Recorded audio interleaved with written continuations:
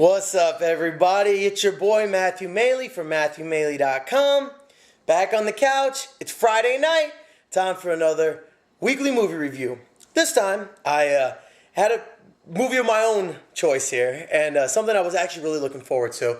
I'm not a fan of Clint Eastwood as an actor really at all. I know, I said it, I'm sorry. Blasphemy for a lot of people. I never have been impressed. I didn't grow up on Westerns, so I never really understood what was so special about him. He does make some damn good movies, though. And Million Dollar Baby was good. His part, I mean. As was Gran Torino. So I decided, you know what? I'm going to like Clint Eastwood a little bit more. And since he continues to direct some great movies, let's go for one of his. So I'm speaking of Hereafter, which stars Matt Damon, Cecile de France, and Mohr, and a bunch of other people that you've never heard of before. I guarantee that.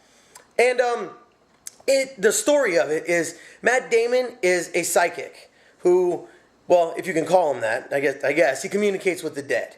He has a gift where when he touches somebody's hands, he can feel their connection to the afterworld, whether it be through a sibling, a spouse, or ex-spouse, whatever, parent, whatever.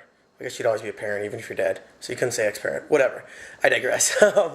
But it obviously torments him because he's having to deal with, the scenes of dead people and, of course, people's nonstop sorrow because, even if you are happy that you get to communicate with somebody in the same sense, it's going to be sad.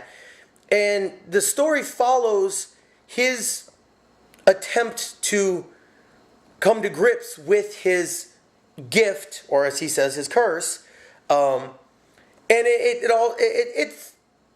kind of one of those movies that's filmed, multiple parts, and of course they all meet together like a Babel, or pretty much any movie like that. So it starts off, you actually don't get to even see Matt Damon for probably the first 30 minutes of the movie, or maybe 20, but it starts off with Cecile de France, it being involved in a tsunami, and let me say, the camera work and the cinematography of the tsunami, I'm assuming it had to have been filmed on a green screen. I mean, obviously they didn't flood a city, but I don't know even if any of the shots of underwater were done underwater. If it was all done from a green screen. If it was, damn, CGI has really come a long way. And everybody, CGI needs to step your game up because that was impressive. And that was one of the craziest ways to start a movie I've ever seen. Within the first 5 minutes, you're literally floating down a road in a tsunami, and it was intense. I'll say that. Like, it was a great way to start off the movie. I really wish that the rest of the movie could have kept that same excitement, that same vigor almost, but sadly it didn't. It was still a good movie, but once we follow this character of Cecile de France. At one point, she hits her head and is truly dead and sees an afterworld, sees, people in the afterworld. And when she comes back to her news journalism job in France, she's not able to cope. She's not able to go through everything, make sense of what she saw. And it's just eating at her and eating at her. So she, in turn, starts writing a book about what happened to her. At the same time, we meet two little boys, two twins. I apologize, I don't have their name. I really should have, but it was a name I didn't remember or recognize, so I apologize for that.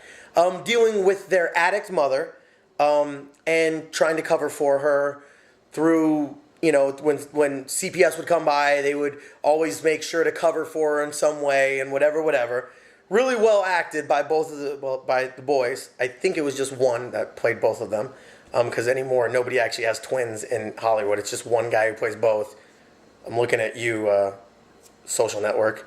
Anyway, and in it, one of the boys dies. And then this boy, the remaining son, or the remaining of the twins, quote unquote, can think of nothing more than to try and find a way to communicate with him. Because he was the older brother, he was the one who was always the one who would make decisions and really held the family together. And the remaining son is just torn apart trying to cope. So he starts searching, and in his search finds Matt Damon. Now, mind you, during this point, up to this point, we see Matt Damon really struggling to get through regular life. He is taking a cooking class just to try and get out there. Meets a lady that he really likes. She finds out about his gift, and even though he says this isn't going to go well, she doesn't believe him, wants to do a reading. Guess what? Doesn't go well. So it shows his issues with everything and how it's so difficult to even, function in a normal life. So you're seeing multiple different stories from different angles. At which point, Matt Damon's character just so happens to be wanting to go to a book reading where just so happens that the son or the remaining of the two boys, foster parents, other son works, so he's there, which then just so happens to be the same place where Cecile de France's character is reading her book, and it, essentially is what you would assume would happen. He isn't able to connect with her, they don't, get in touch. The boy is hounding him to do a reading, but he says, no, I don't do them anymore, can't do it. Long story short, he ends up doing a reading for the boy. That leads him back to meet Cecile de France's character, and essentially, he sees the future of them living happily ever after, and that's how the movie ends. I really thought it was a cop-out ending. I'm sorry, but I really thought so. I guess I don't know what I was expecting the movie to be, but for it just to end up being like a happy rom-com ending, that just left me wanting so much more. And it took what could have been a 4.5-star movie, based on a few changes, and in my opinion brought it down to a 3.5-star movie. It's one that I did like. It was definitely worth watching, but I won't buy it. It won't be added to the collection. That's a fact. And there were some great performances, but you turn it off and you're like, you wanted more. You wanted there to be more to it. You wanted there to be something else, and there wasn't. And that's what was so difficult to deal with, in my opinion, because Clint Eastwood, he doesn't usually do cop-outs with his movies. I mean, they might end in a very religious way, or in Gran Torino, him going out the way of Christ, and he always has a lot of religious undertones to his things. So I would have been even a little bit better if there would have been more of a religious ending to it even. But it was just a meh ending.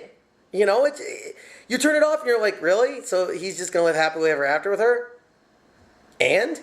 So overall, I was underwhelmed. I mean, it's still worth watching, definitely. From the cinematography standpoint alone, it's worth watching.